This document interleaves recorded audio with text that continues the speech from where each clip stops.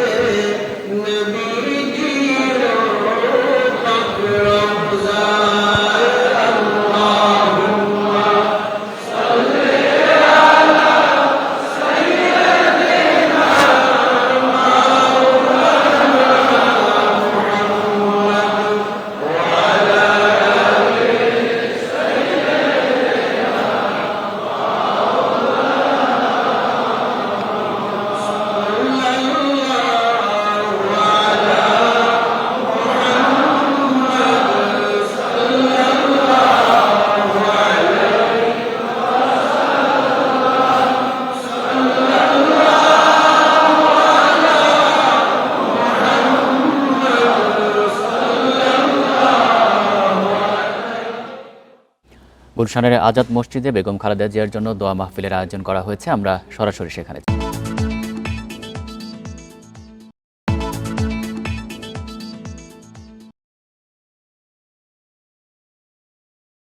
ছিলাম।